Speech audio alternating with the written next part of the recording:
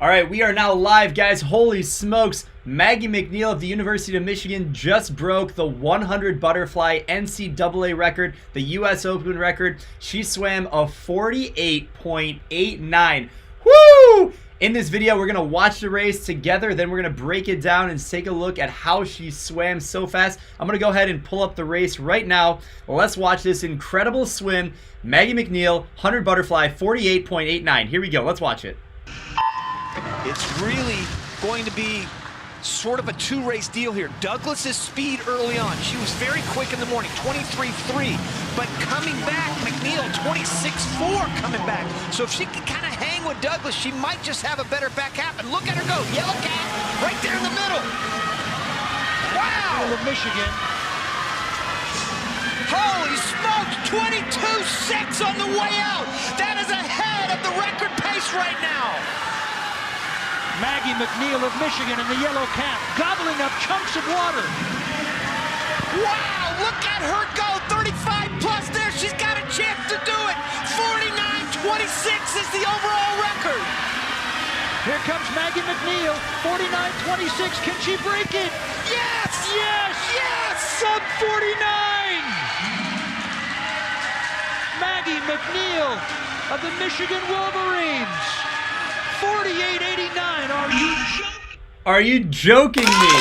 That is absolutely insane. Okay, so what we're going to do right now, we're going to break this down. I'm going to go ahead and add a split screen. I've got the race footage. We're going to watch this and we're going to commentate on this incredible swim. Here we go. Diving into the pool. Immediately, it's very strong underwaters. You can see her in the yellow cap just pop up ahead of the field. And right away at that first 25, about 10 seconds on the way out. And this second 25, I think, is where she separated herself from the field on that second 25 underwater, really pushing 15 meters, and then coming into the wall at a 22.67. Guys, that is absolutely stunning to go so fast on the first 50, and I really think it happened on that second 25, because if you notice, the distance between her and Douglas, the lane next to her, is about the same throughout the race. So most of that separation came, I believe, on the second 25, and then she did pull away gradually throughout the entire race. One thing that you notice in these sprint races is a high tempo all the way through the race. There's no messing around. So I'm going to go ahead and back up to that second 25 that I mentioned,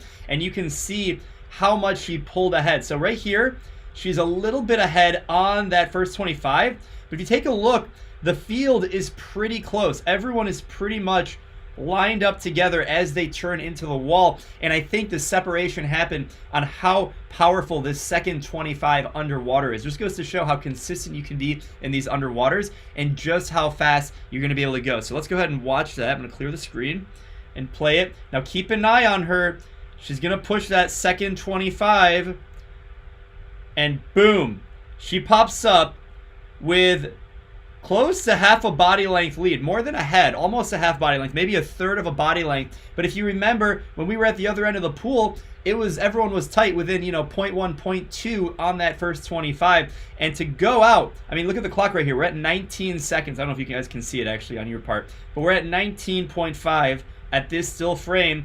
We're heading in to the wall right here, and let's take a look at what the split is. She's got about a half body length lead going out in a 22.6. So obviously a lot of speed on the way out, 22 on the way down, 22.6, and then about 35 seconds here on this final 25. Actually, you could say probably the middle 50 was where a lot of the range was given. So the first 25 we were even, but here third 25 really start to see some separation. This is almost a body length. And so if we look right here at where she's at relative to Douglas there, even this swimmer down here in the lane below, I mean, this is a lot of speed. And if we're going 35 seconds on that final 25 to go, that's how you go the 48. You've got to be going 13 seconds on that final 25, because she was out 22 back into 26. So to see that kind of speed, let's watch this final turn. Big breath on that final turn, and then push those underwaters. And really the distance, I mean, Douglas came out a little bit further on the underwater than Macneil. So I do think there's more speed in her if she can hold her crazy middle 50 underwater speed all the way through to the final 25. That is where the difference is going to come. And I really think we're going to see up here's the results. We're going to come back to the results. Let's watch about one more time of analysis, and then we'll get into the details, because I know you guys are into the numbers to see how she's swimming so fast. So right away, off the start, just to pause it, so in case you missed it, she's wearing the yellow cap, University of Michigan, go blue. Let me know in the comments if you're a Big Ten fan, go blue, or go green, or go Ohio State, whoever you're rooting for. And so she dives in the water, and like I said, everyone's pretty even across the field. So, you know, the race didn't really change much here in this first 25. It could have been anyone's game, but it really was this second and third 25 where that separation happened on those two underwater. She really pushed the second and third, and she's starting to pull away there. Because underwater, the fifth stroke, right? You're never going to go faster than what you can do in an underwater setting. So here we are, she's pushing. And I think this third 25 as well gave her some separation. You can see where she's at relative to the field.